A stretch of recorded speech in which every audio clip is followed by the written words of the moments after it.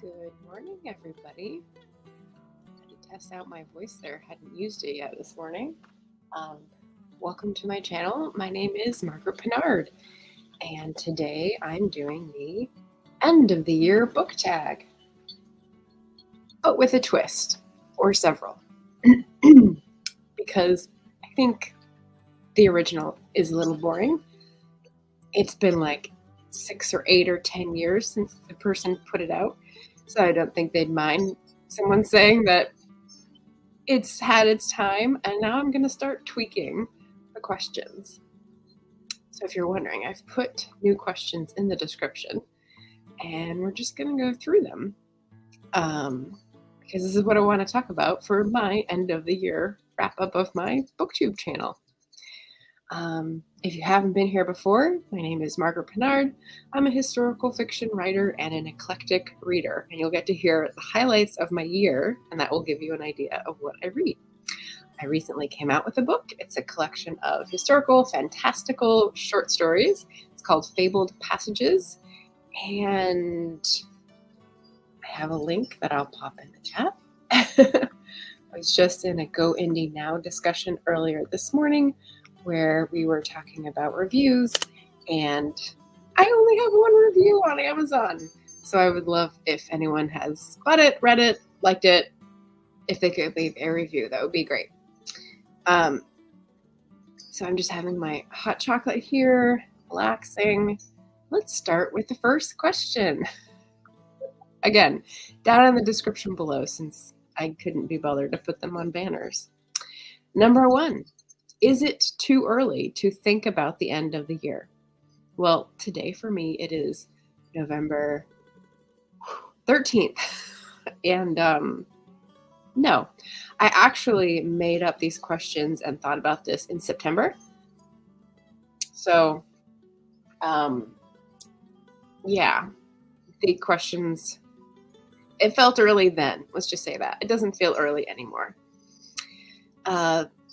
The tradition for this tag has been that you don't really tag people. People just do it when it feels right for them.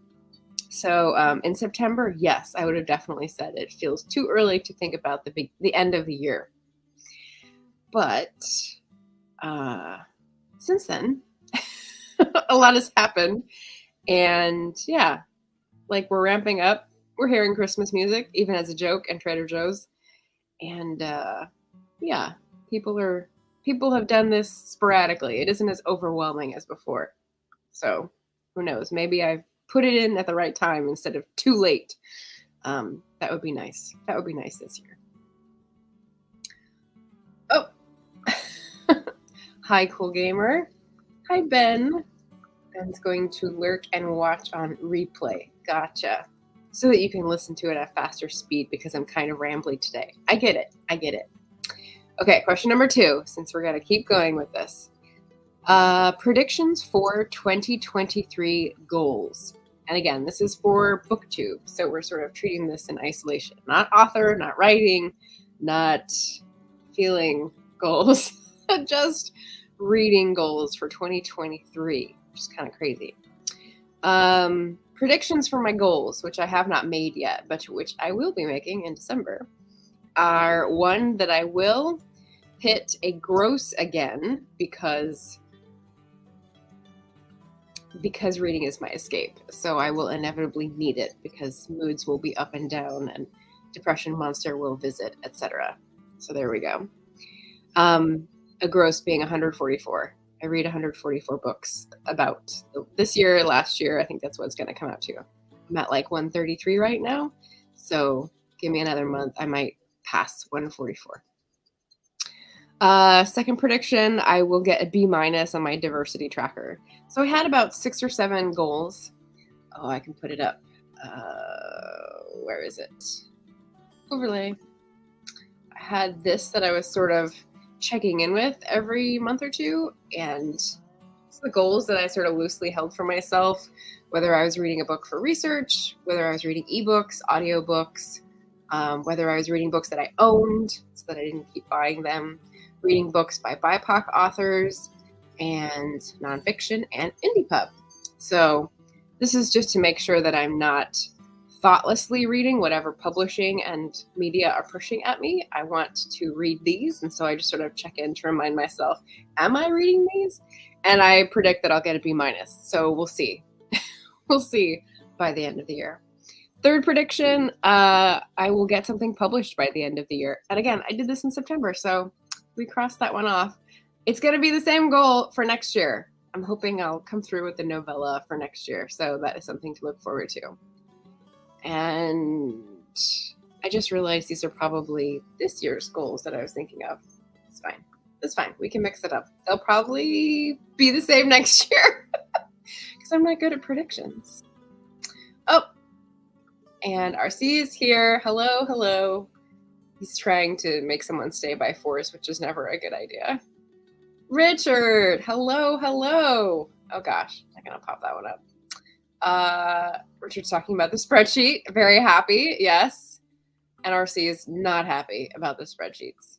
Well, I borrowed this from Melissa at Fully Booked, so I didn't have to think about it. I just replaced the lines, if that helps at all. So yeah, so that's been good. Second question, feeling good, feeling accurate on my predictions. Number 3, feelings about 2022. So we looked forward, predictions, and now we're going to talk about feelings looking back. I admitted to burnout this year. That was a big step. That was a big feeling. And I also made some infinitesimal progress. So I feel good about both of those because I think one is learning something and admitting to something so that I can move on. And the other is the moving on part. So that's good. Feelings about 2022. I'm pretty proud of my 2022. Made progress, made friends, made connections, hosted a bunch of people on my channel as an author. So that was great. Read a bunch of great books, and you'll hear about that next. Anita's here. Hi. She'll have to take off soon. She's just on the Go Indie chat. I think she'll be on her own later. So thank you, Anita, for checking in.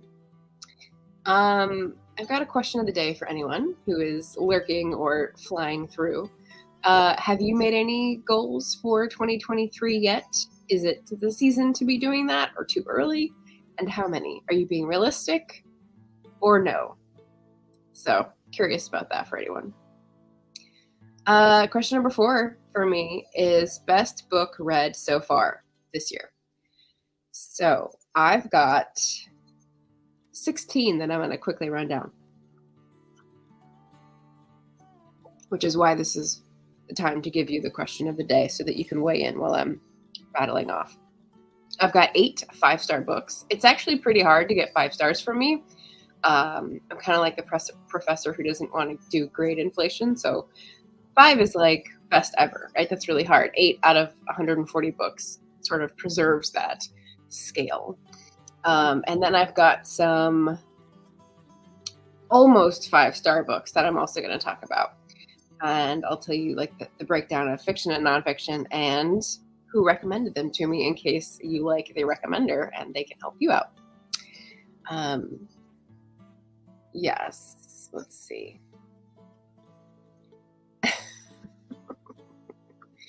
Richard says, I'm going to take 2023 as it comes. Got some vague aspirations, but nothing firm.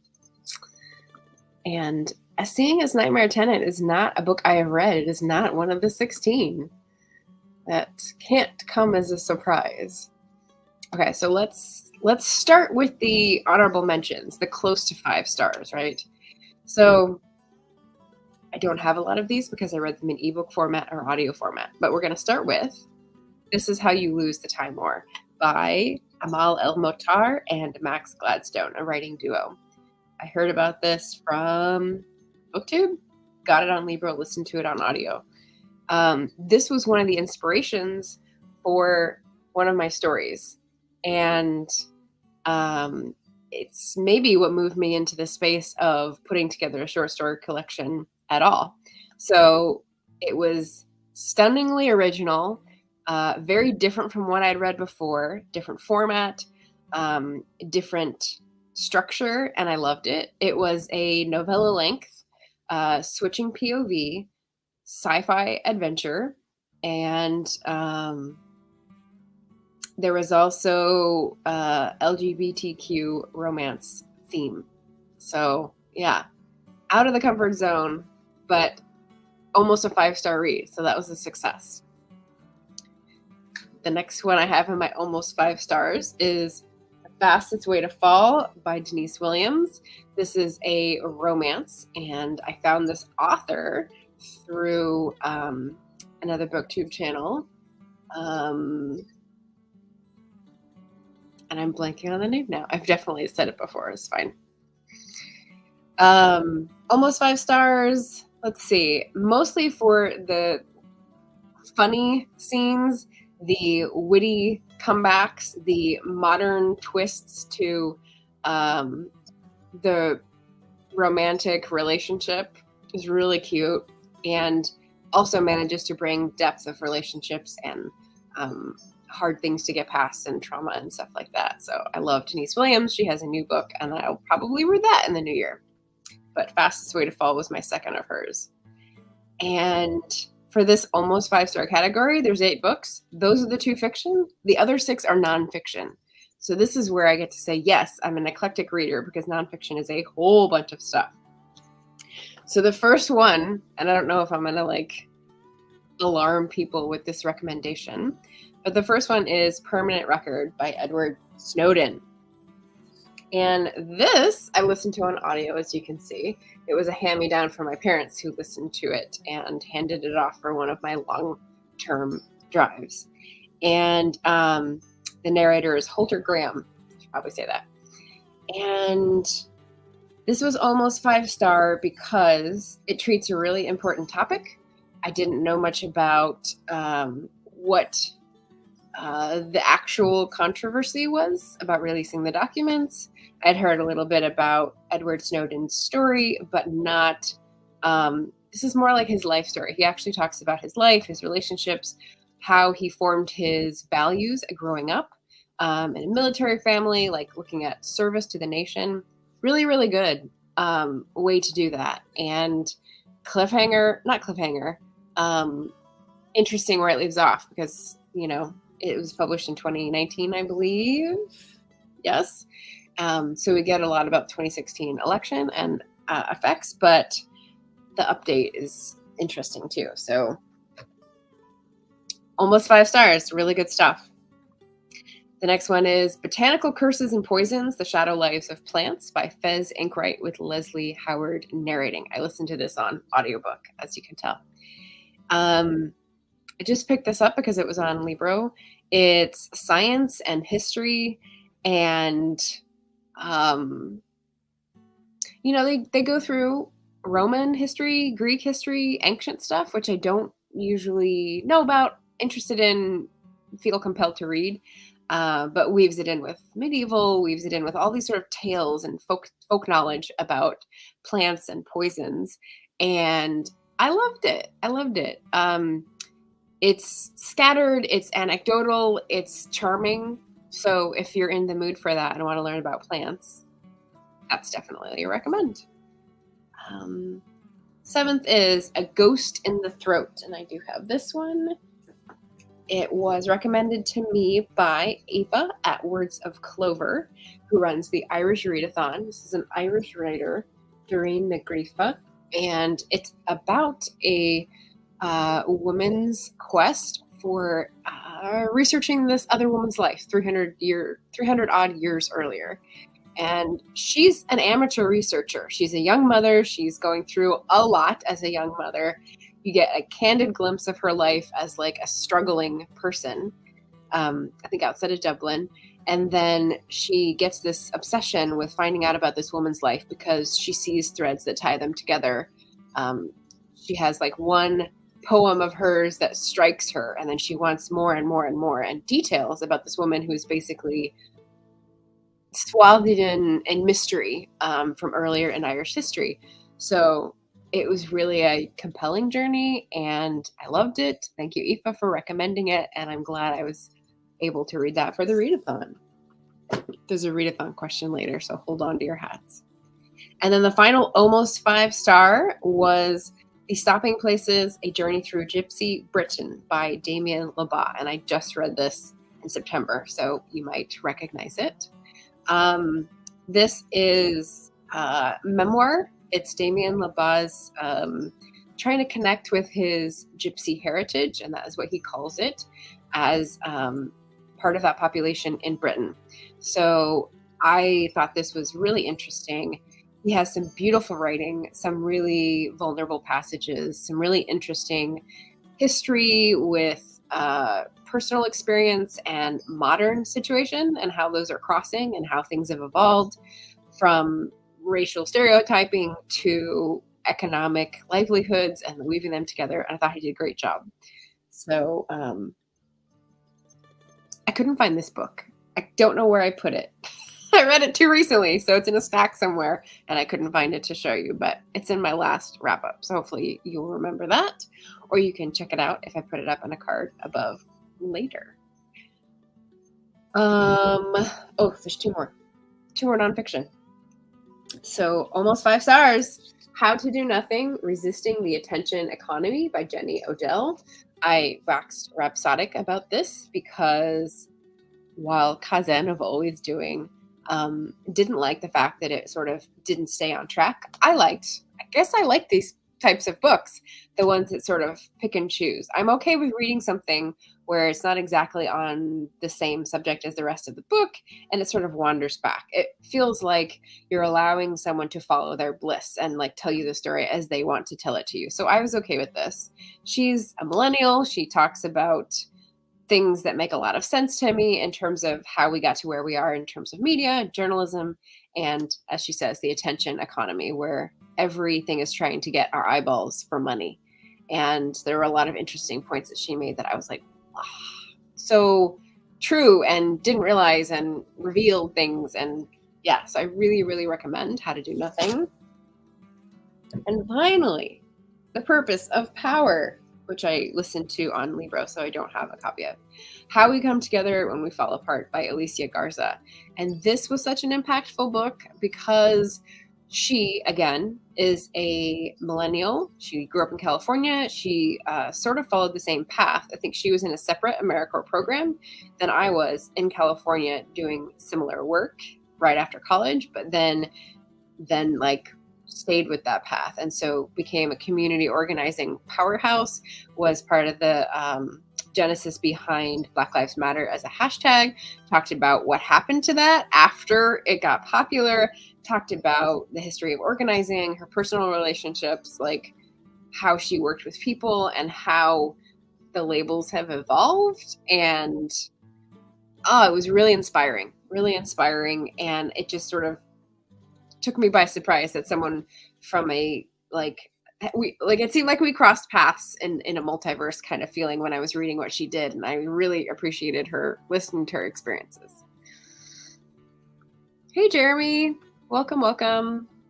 But do I actually recommend doing nothing? I do, because if you're always go and you never consider what you're doing, then you'll never actually be making the decisions yourself. So yes. Okay, that was the first half of that question. That was my almost 5-star books, and now we're going to get to my 5-star books, and I'll try to be a bit quicker because it's getting through the time here. I'm going in time order of when I read these, so you can look back for the wrap-ups for each of the months and see more in depth. The first one is Transcendent Kingdom by Ya Gyasi, and I listened to this on Libro. And I did a buddy read, so actually maybe I'll pop the buddy read. Wait, no, it wasn't publicized. We did it behind the scenes. Dang it. It was a good buddy read, though. I still have yet to read Homegoing, but Storygraph tells me this fiction is contemporary, literary, emotional, reflective, sad, and medium-paced. They sort of have a grab bag of descriptors. I loved the writing style. It's a story about a woman who is a scientist who has a family that has basically deteriorated except for her mother, and she's examining her family relationships and experiences in life and contrasting those with her view of life as a scientist who treats things rationally, and how does she marry the two, the religion and science. Fantastic book. Transcending Kingdom. Then I've got The Cold Millions by Jess Walter. So he's a Pacific Northwest author. And let's see. Historical fiction. I was going to get to him sooner or later. And I read this one in April. 5 stars. It's about topics that I love. And I considered it a research read, which was like extra juicy. Bonus points. It's about a strike and a plot. So there's like mystery elements, but mostly it's like 1930s Pacific Northwest agitation strike energy. So I've got my Newsies fans who would love this. I've got my, 1930s down and out and historical kind of adventure that would love this. And the writing style is beautiful, and the personal things and the relationships and the sort of heroes that get described in here, I loved. So Jess Walter actually has a new collection of short stories that have come out that I would love to read. So if anyone's interested in seeing about his style and wants to buddy read that, let me know in the new year. Continuing with 5 stars, best reads of the year, Fox and I, An Uncommon Friendship by Catherine Raven. I actually got to produce for her at A Mighty Blaze, and this is starting the nonfiction picks for the year. This is a memoir. This is a woman who is a scientist and I think on the spectrum, and sort of interpreting her life experiences and her growing up experiences before and after this meeting with and observing and getting to know personally this fox that visits her at her property in Montana. And she is very original in her thinking, in her relating, and in her describing. And so I really appreciated reading this because I feel like it expanded my understanding of the natural world as well as the human and animal sort of interface in a different way. I often will talk about plants and how I'm trying to get better at recognizing nature and learning about plants because the apocalypse that is inevitably coming.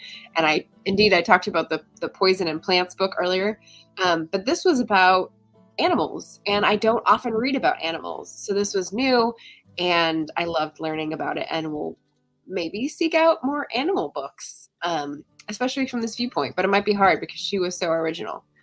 Am I going faster than before? I can't tell. All right, we're not doing the question of the day, so I'll take that down. But if you've got questions, pop them up as well. We'll move on to that. Continuing with 5-star books, we've got The Gentleman's Guide to Vice and Virtue, which is the first in a series. I haven't continued because I'm resistant to being told what to do. But this is by Mackenzie Lee with Christian Coulson narrating because I listened to this for Pride Month. It was amazing. It was fast-paced. It was plot-heavy, but also with very rich relationships and hilarious. Like the wittiness of the main characters' dialogue and thoughts were so good, but also the wistfulness and the yearning from that main character's viewpoint, also chef's kiss. So yes, 5 stars. Historical fiction, as you can tell from The Gentleman's Guide, perhaps, and young adult romance, although I wouldn't consider this limited to young adult. So another book I read recently came across as very young adult, and it was a little disappointing because I felt a little outside the purview. But this one, I was like, I don't see anything that like pushed me away as an older reader and was marketed just to young readers. So yeah, for anyone who is worried about that category. Okay, 4 more. Spirit Things. I have the copy of this book. This is a friend's book, Lara Messersmith-Flavin. She is also a Pacific Northwest writer, and I did cover this earlier, so I'll try to find that to pop up in the cards. This is a nonfiction book that is a memoir through things. And I think something like this has been done before, but I haven't read it, so this is new to me. Spirit Things is Lara's looking at, she has illustrations too, things in her life. That's wave.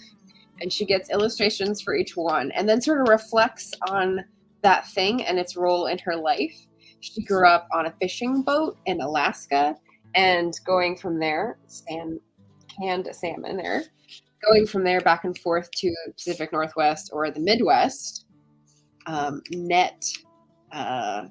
Just like she did this beautifully. She's a poet, and she wrote this memoir with a beautiful voice talking about her relationship with these things, but like what they taught her, how her life has basically been formed around these experiences. That's not a very good way of saying it. I think I said it better before, but I also read from the book, which is enchanting. So 5 stars, go back and find it. And 3 left. 84 Charing Cross Road. I just learned this has a sequel by Helene Hanff. I heard about this all over BookTube, and was like, oh, it doesn't really sound like my thing.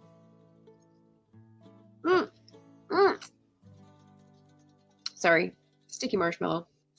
So everyone had read this. It's from like the late 70s. It's a classic. It's an old book, and it's a small book. So I finally found it in a used bookstore and was like, oh, I can finally read this because it was $5. It's $5, and I'm going to be keeping this and rereading it. It's a series of letters, so it's nonfiction, between a woman in New York City in post-World War II and a bookseller or a group of booksellers from a shop in London. And the bookshop's address is 84 Charing Cross Road. So it's basically like her witty banter as a New Yorker in that time period, and the charity and the generosity and the sarcasm that is brought to bear from someone who's writing to get books that are hard to find from London, and the people who get them to her. And that unlikely story turns into a classic, charming tale. So loved it. Definitely recommend. We had people come in I want to say hi to. Jim's here, 2023. Haven't planned December 2022 yet. I know, I'm trying to get more ahead of the game. I'm still behind most of the people, but I think I'm in the middle of the crowd at least. Ariadne is here. So we just met Ariadne, new author tuber, last night for karaoke on Barrett's channel, which was amazing. They sang a Tracy Chapman number, and we had a lot of glorious fun. So welcome to my channel. Thanks for coming. Lauren is here. Hello, Lauren. And goal for 2023, Ari says to shave 24 books off my TBR. Not going to complete that goal. Haha, but I can try. Yes, you had a lot going along that was finishing, though. So maybe after all that finishes, you'll be set free to read more books. That's the wish, right? Okay, 2 more for this question. Oh, should I do this in the other order? Yes. Okay, so the second penultimate is The Siren of Sussex by Mimi Matthews. If you've been here before, you know that I'm a Mimi Matthews stan. She's a historical romance author and BIPOC author, and has come out with this new series. The second one just came out, but this is the first in the series. And it's about women who have some sort of outsider status with the London society of 1880s, 60s, 70s, somewhere in there, and come to town with this plan to make their mark and make their match, if you will, by being excellent horsewomen. And so they become this girl gang of horsewomen in the park that impress people. And they each have different issues. And so you follow them basically like their own stories and how they get paired off. So it's amazing because the historical romance game is there. It is 5 stars. But also she's treating different issues in each one. And so you get to expand and learn more about different populations through those stories. I love it. I love that. You learn something, you get a different perspective, and you're entertained with a love story by the end. Who could want more? Jim's. I think this is Jim's goals for Jane Austen July next year. We'll be reading his 5th Austen. I think you're jumping ahead because you looked at the description questions, right? I've got one more book. My one more book for Best Books of the Year, number 16, number 1, is Firekeeper's Daughter by Angeline Boulley. So, and I saved this for last because it is Native American Heritage Month. And I hope you know about Skoden, which is the readathon run by Kim at Native Lady Book Warrior. She was about this book. She had reservations in the discussion, but when I read it before seeing her discussion so that I would read it on my own and have my own opinions, I loved it. It's very fast-paced. It's very amped up tension-wise.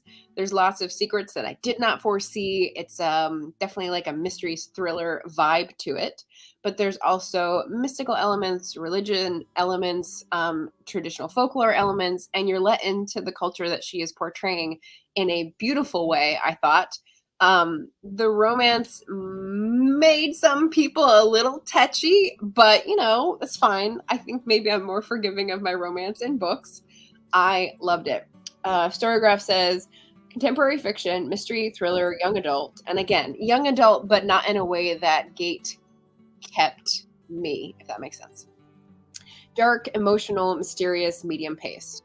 Yeah, there's definitely dark elements in this. There's like violence and all that as well. So content warnings you might want to look up on Storygraph. But I loved this. So if you are looking for a Skodan read, I would recommend The Firekeeper's Daughter. Angeline Bully is coming out with a new book next year, I believe, and she is a fantastic person. I've looked a little into she has a full-time job on the Hill and is also investigating her roots and advocating, not on the Hill. I don't mean to say she's a legislator. She's in the federal government doing something with Indian affairs, I think. So something connected and just so admirable. So very excited for the next one.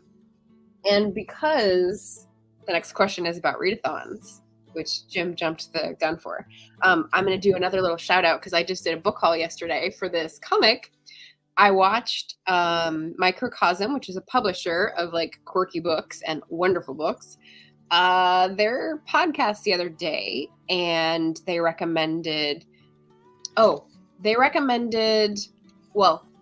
Blue recommended this book because the question was about how did you form your economics theories?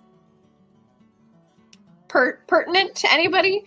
And they brought this book up because Seeds of Spring by Chris Coquard and Sasha Ravenda, written and illustrated team, is a Micmac teen discovers Kropotkin, punk, and her place in the world. And so isn't that a delightful cover? So I've looked up Micmac culture facts and sort of history before because one of the books that I wrote is in their area of residence and traditional livelihood. So I definitely know a little bit about the Micmac experience, and I follow some people on TikTok, because they have had some conflicts recently. But Kropotkin is an economic theorist from the 19th century. Punk, definitely not my comfort zone. So that's going to be interesting. And yeah, this just sounded so fascinating. It was $5. So I was like, yes, we're going to do another outside the comfort zone, learn a new thing for Native American Heritage Month and Skoden 2022. So recommend, although I haven't read it yet. I just got it. That is very happy making. I hope you found something that called out to you, because those are all the books that I gave 5 stars or almost 5 stars. Best books of the year. Highlight reel. So there we go. They made me feel good. Question number 5 is, of all the readathons you've tried this year, which are you going to try again? Or which ones did you try and would you try them again? So here's my list. January doesn't have any readathons for me. I'm not sure why. I think it's just because we're all recovering from all the people who try to do Vlogmas and tire everyone out, right? Can I get an amen on that? But February, I started the Black Author Tuber Readathon, where we were reading books by Black Author Tubers. That was amazing. Found some new great voices there. And will I do this again? Yes, I think I will loosely organize this and ask people to contribute to my spreadsheet to find more Black Author Tubers, because it's Black History Month here in the US and anything to help out the community. For March, I've done the Irish Readathon, which you heard about, for Ghost in the Throat. That is run by Aoife at Words of Clover. And I think there's someone else, but she's the person who I've had on my channel, so I remember. I would definitely do that one again. I've got Irish Heritage. I wore my little Celtic knotwork necklace today for that just fun thing. And I think there's a lot of great historical books and classics to mine, as well as contemporary voices and new perspectives to discover, which Aoife and her co-hosts highlight. So love that.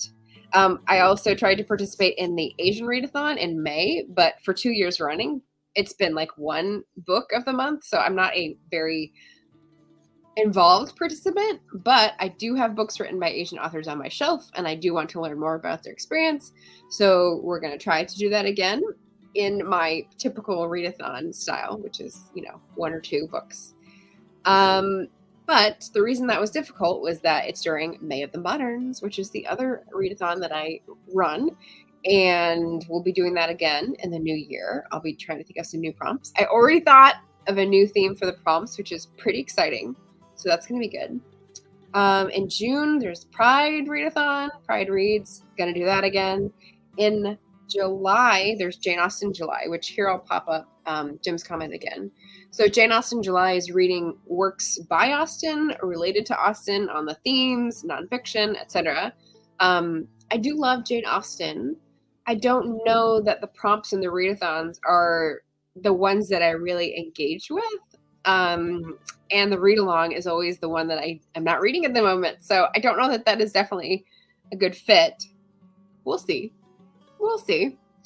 And then August is Wits Month, Women in Translation. I read a couple for that this year. I'll try to do that again. That's a yes, because it makes me search out different voices. And the one that I read for this year was definitely like hard to take and hard to get my head around, but my Patreon book club liked it. So that was a good discussion. And in case you don't know, I have a Patreon. I run a book club. It's every other month. And we're actually doing our discussion later today offline for The Electricity of Every Living Thing by Catherine May, which was fantastic. And I think we're all going to be like, yes, on this. And if you want more information on that, I'll pop up this little banner for information at bit.ly, Patreon_MP4. That's me. But yeah, the book club is one of the options.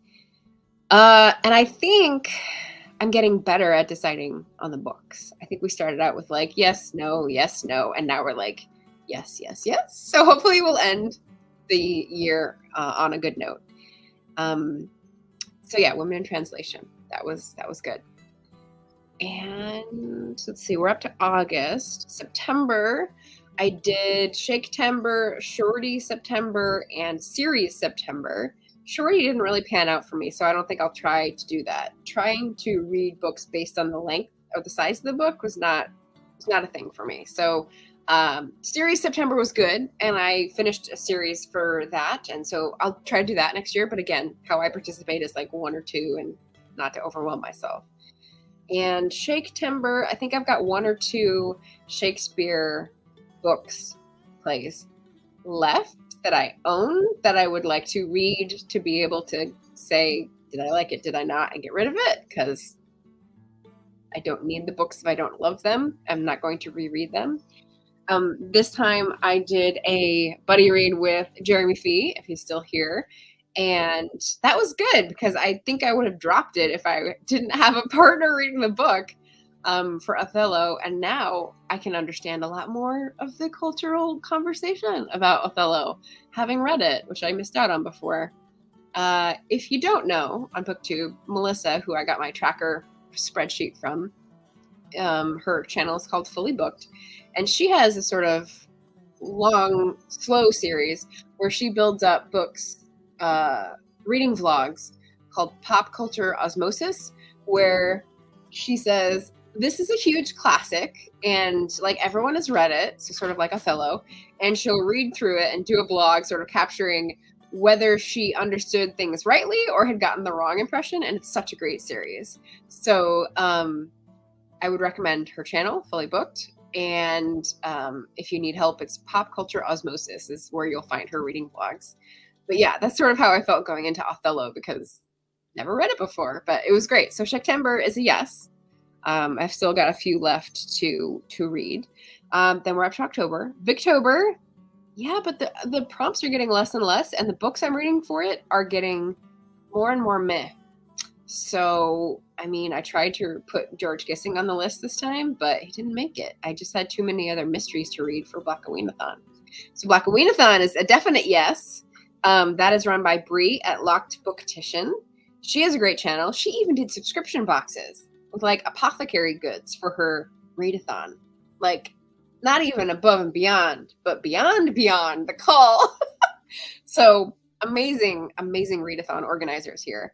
And that is mysteries, thrillers, and horror by writers of color. So that was a treat. I think I read 3 for that one, and that was really fun. Mysteries in October are always fun. And then finally, we've got November with Skoden, Native American reads, Indigenous reads, and nonfiction November. And those are 2 that combine really great. And yeah, working on them now. And you'll hear about it anon. Okay, so Jim had a comment about Native American authors. Rebecca Roanhorse, who wrote Black Sun and Fevered Star, it's the first 2 in a series, and Owl Going Back, and Crota in parenthesis. And I'm not sure if that is the tribe they belong to or the author's last name, because I don't know that book. Oh, and we had a discussion about marshmallows earlier, so I had a banner. Where is it? What size marshmallow is this? What size would you call? Oh, and I put a typo. Marshmallow, not marshmallow. What is this? It was a whole thing in the chat earlier this week, so I just wanted to get your opinions.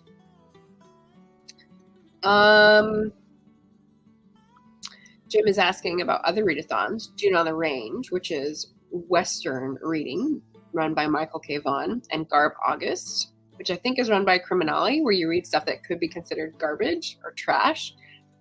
I didn't participate in either of those, so I can't evaluate whether I will do them next year. Make your case in the comments. Let me know. Jeremy's still here. Got the Anon comment. Crota is a horror novel.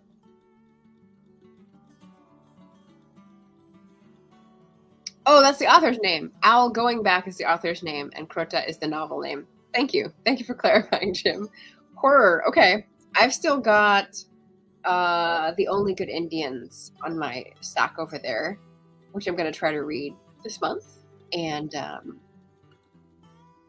we'll see. It's going to be scary. I've also got The Confessions of Matthew Strong, which is about white supremacy, that I'm going to try to read this month because it just came out. So yeah, I'm a ninny when it comes to horror.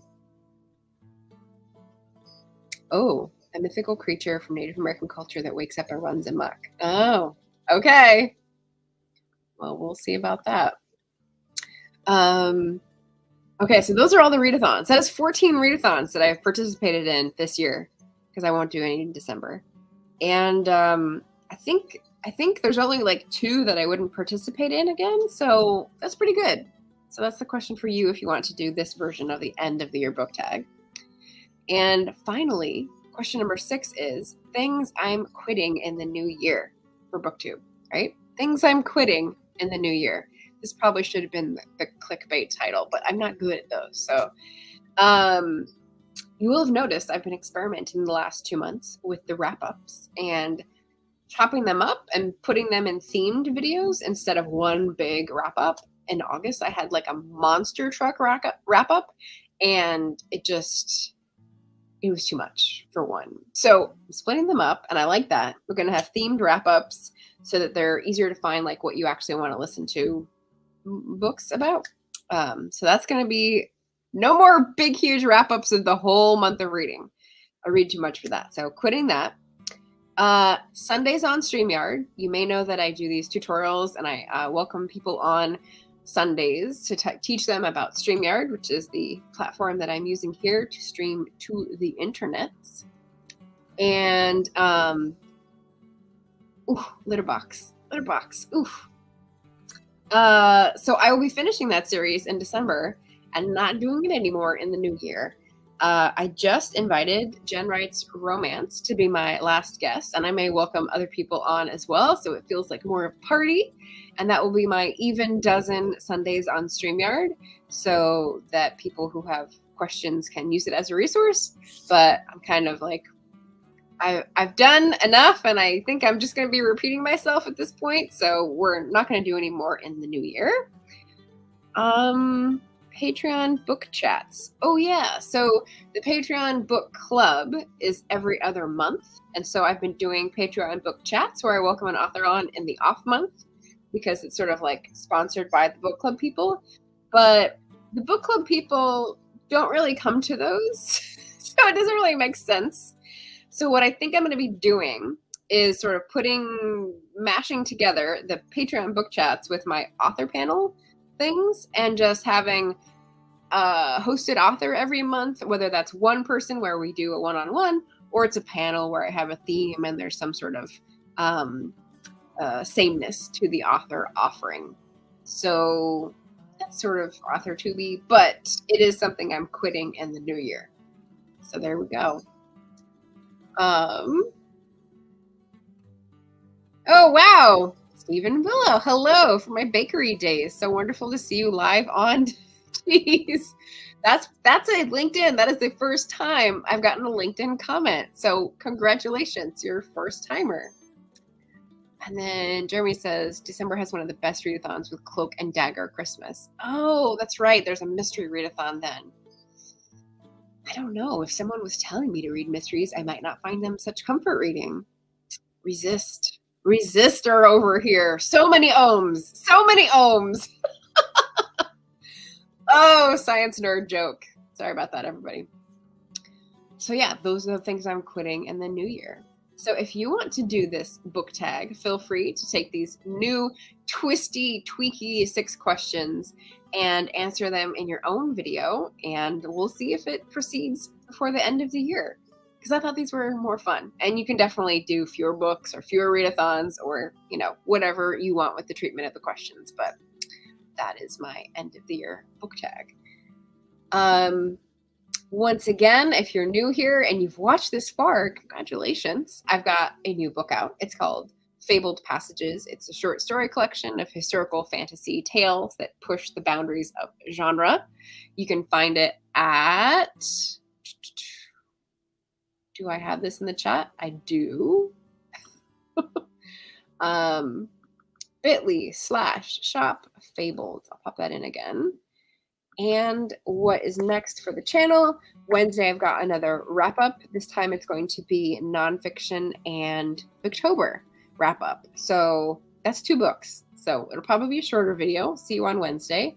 And then Friday, I'm hosting the author who won the giveaway at my lunch. That is going to be Rick Bader from Maryland, come to tell us about his second book, Burned. Booted and then Burned is a related character in his series.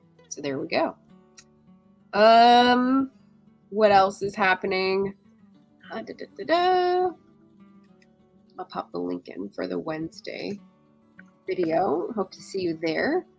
Other than that, I think I like this wrap-up series. I haven't done a book tag in a while, so this is like my book tag for the past 2 months. But there will be another one coming soon because I just got tagged in one that I really liked. So there you go. Thanks for coming by my BookTube channel, and I hope you got some recommendations from all these enthusiastic best books of the year. I've done my job, and I'm a good recommender. And we'll see you again soon. Thanks for coming, everybody. Happy reading.